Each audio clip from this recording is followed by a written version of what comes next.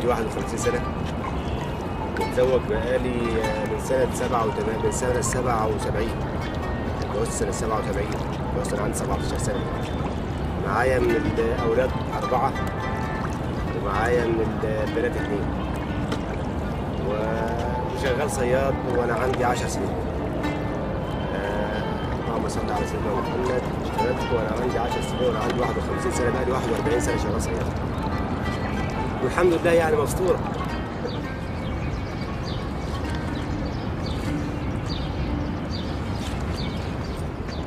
يعني اول حاجه حلوه في شغل الصيد بالذات الحريه، لانك انت بتشتغل براحتك.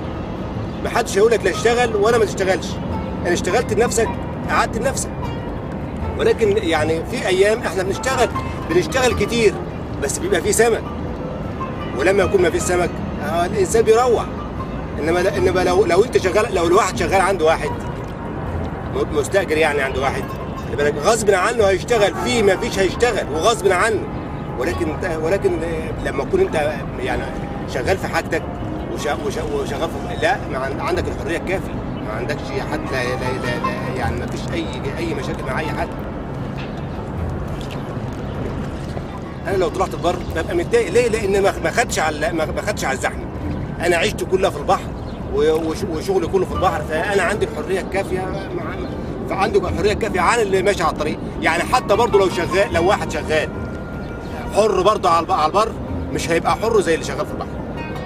ليه؟ لان اللي شغال في البحر ما عندوش حاجه، لا هيقول له مثلا عربيه تقف قدامه ولا عربيه تخبط من ورا، خلي بالك، ولا لا انا شغال ما حدش مضايق. اللي على البر ممكن يعني حتى لو شغال حر هيبقى متضايق حتى من الدخان بتاع العربيات، حتى من المشاكل اللي الناس بتعملها في الطريق.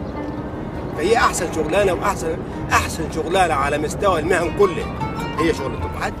حتى هيشتغل شغال حر وشغال في مكان يعني ما فيش، يعني الناس تتمنى، يعني في ناس على البر تتمنى لان تشتغل فيه وهدور على يشتغل في البحر وارزاقها، وربنا هيديني الرزق اللي ياخده من البر ياخده من البحر.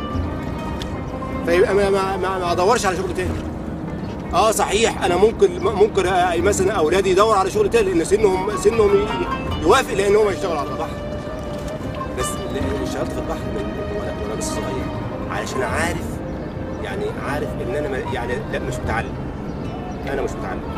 اشتغلت في البحر عشان هي المهنه اللي تنفعني هي دي.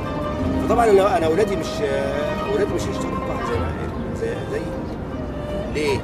لان هم كل واحد منهم الزمن بتاعي انا غير الزمن بتاعهم هم. يعني انا دلوقتي خلاص، يعني انا دلوقتي شغال ممكن هم بعد انا ما اكبر يصرفوا عليا. طب هم بعد ما يكبروا والله يعلم ايه اللي هيتم. اكيد مش هيشتغلوا في البحر بقى. يعني هو اذا كان بيساعدني دلوقتي مش هيساعدني كمان شويه. هيطلع البر. خلينا انا توفيت، خلينا نموت مثلا. طب ما هو اللي هيدور على واحد يشغله منين؟ فهو ده اكيد هيطلع يشتغل على البر. ده اكيد هيطلع يشتغل على البر. الكبار حظهم جه زي حظ يشتغلوا في البحر. حظهم جه زي حظ يشتغلوا في البحر. هي شغله حلوه مش وحشه. يعني ساعات انا بكسب منها. يعني ساعات بكسب منها مكسب حلو. ما راعيش دلوقتي هي بتمر عليا ايام ما فيهاش خالص وبرجع البر فاضي. ولكن مش كل الايام. انا طبعا وانا شغال، هو اي واحد وهو شغال بيبقى مفرد الشبك بتاعه منتظر اي حاجه تطلع عليه من البحر. يعني انا شغال ليه؟ ما انا شغال عشان خاطر الاقي سمك طالع من البحر. اكيد ساعه الواحد يعني بيشتغل ويفرض الشبك وما بيجيبش بقى، يعني هو بيبقى عنده ده حاجه ربنا صحيح ودي ارزاق بتاع ربنا. بس الانسان بيبقى يعني بيصعب عليه يعني تعب وتقطيع الشبك والبنزين اللي بيتهلك.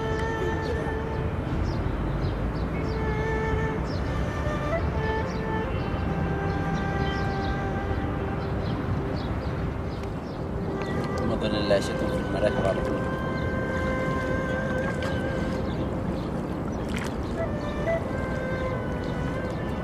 عايز ان انا اشتغل خدام مسجد يعني كان نفسي اشتغل خدام مسجد عشان اتفرغ للدين واحج بيت الله.